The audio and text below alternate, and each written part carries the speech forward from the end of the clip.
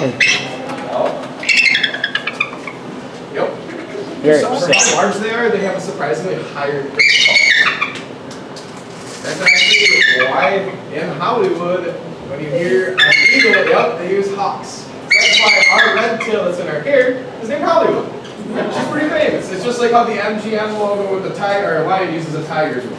Same thing. It just sounds better. Yep. Well played, sir. Well played. Yeah. Well, you know.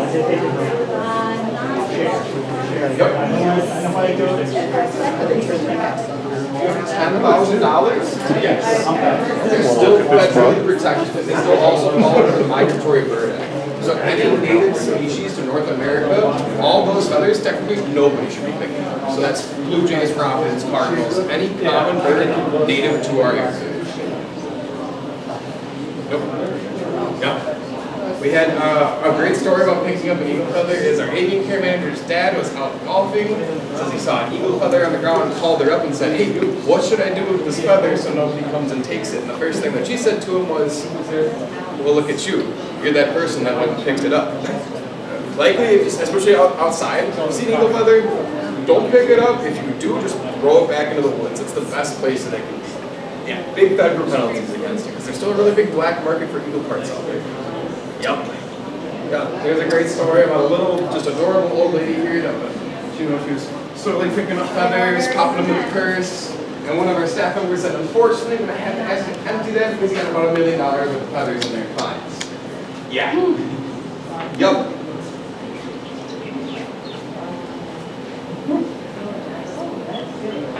What were you saying about the birds that are native? So any bird that falls under the Migratory Bird Act, all of their feathers are also protected. So it's technically illegal to pick up even like a cardinal's feather. Yeah.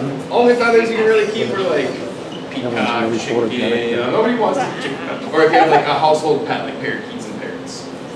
Yep. That was a new one for me. Can you make them talk? No, the only way that they're really going to be yelling is if they see another wild bald eagle out there. They do that territorial call to yell at them and say, "Don't come around our block. This is all of our care. This is all of our food." And I like to say that they're telling all those wild bald eagles, y'all got to work for it out there.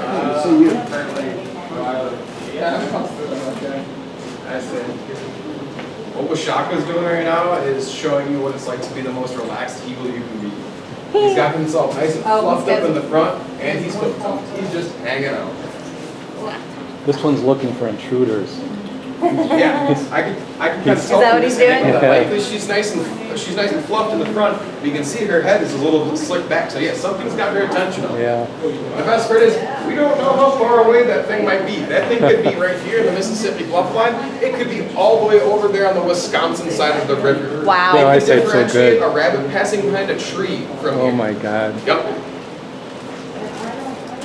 That's how powerful eagle vision actually is. If it was sometimes- as large as a white-tailed deer, they could see that up to 5 miles away. And sometimes they look like they're moving their head to get better sort of triangulation on. Yep. It's all about being able to utilize their neck and all those extra vertebrae that they have because on scale, their eyes are about the same size as ours. If you've been into our classroom, we have a mock replica skull of an eagle skull, really tiny spot to fit such large eyes in. So they need all those extra vertebrae so they can actually get the freedom to see because they can't move their eyeballs like you and me. Do they see in color too? Yes, that was one of my first questions because I have no background in avian care or anything with birds.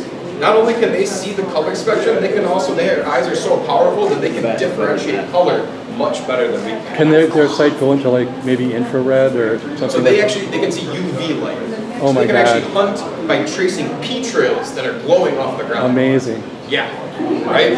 That's why for especially like eagles, being able to see UV, power lines are so freaky because they can actually see that electricity and that light coming off of the power lines. To them, it kind of looks like how those, when you go to like the science museum and they have the globe that you put your fingers on, it looks like that. Just big radiant balls of light. So that's why power lines are so crucial and scary to eagles. Awesome. Wow. Man, they're so good. Yup. Yeah, Colombia's our biggest in the room. Yeah. I used to have an umbrella cockatoo, which is a big pet. Yeah, oh yeah. You know, for a bird. Yeah. And yeah, but like just thinking about what I was always afraid it would bite my children's finger and break Yeah. its finger. Oh, my dad had a green parrot Yeah. when I was growing up, and yeah, I got bit on the finger.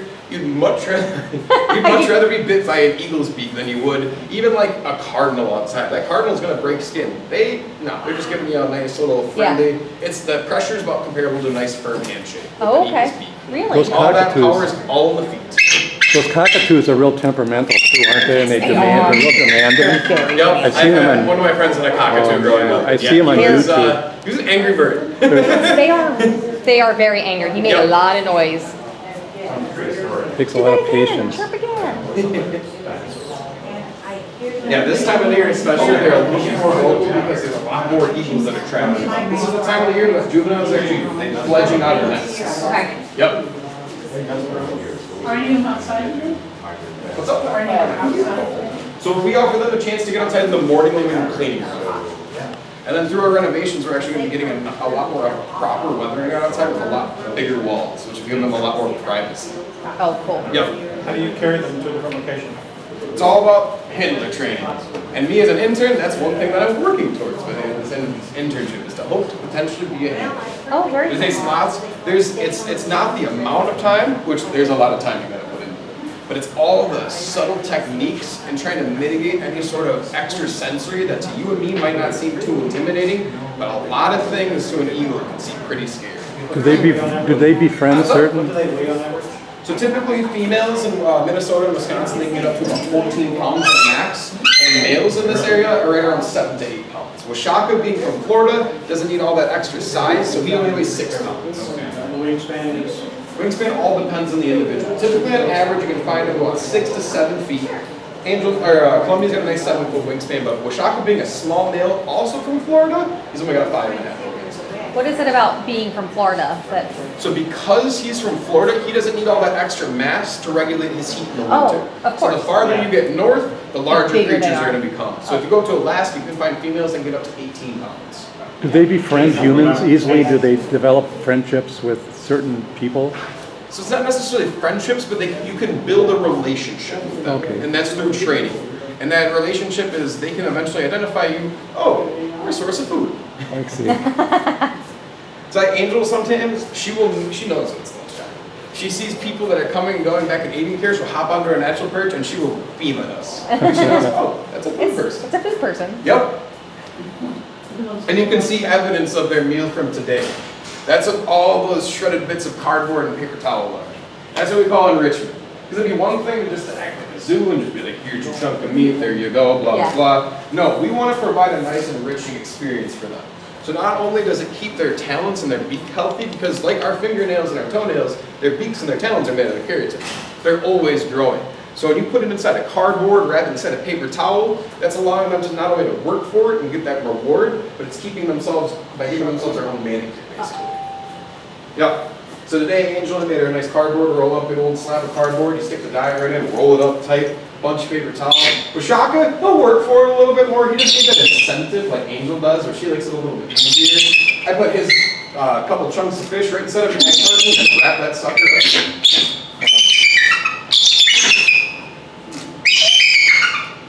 Talking.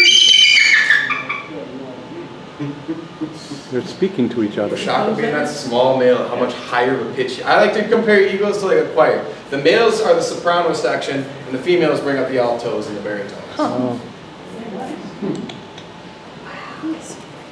So there's a whole upstairs just for him.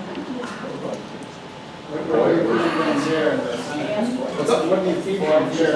So being bald eagles, Yeah. they obviously love fish. But we got a nice diverse menu because they'll take opportunities to eat easy. Uh-oh. That was a squeak. good one. I'll talk about caught the that. in a little bit. Everything Washaka does comes with a sound.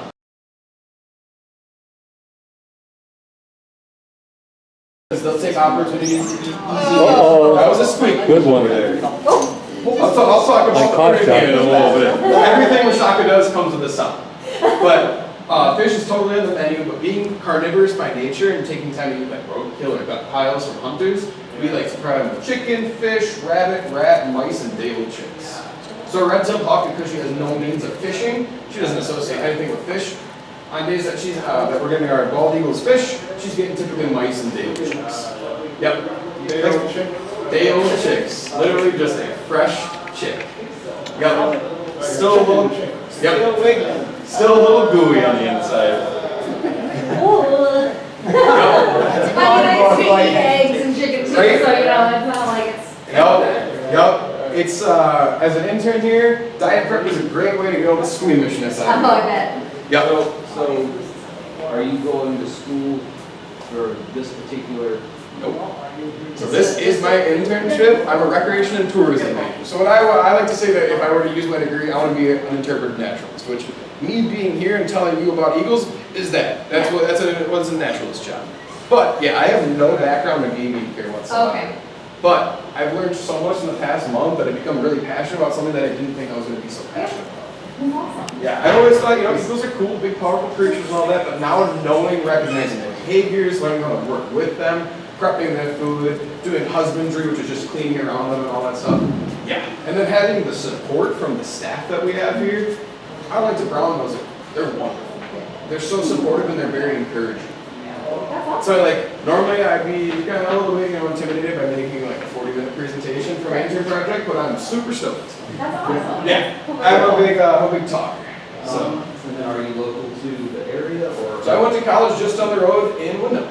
Yep, Winona State, but I'm from Lake Geneva, Wisconsin. Okay. Yep, yep. Well, good luck with everything. Thank you so much. Yeah, thanks for the awesome questions. Oh. We're here for another 35 minutes. So if you want to come see the ambassadors again before you leave, feel free to do so.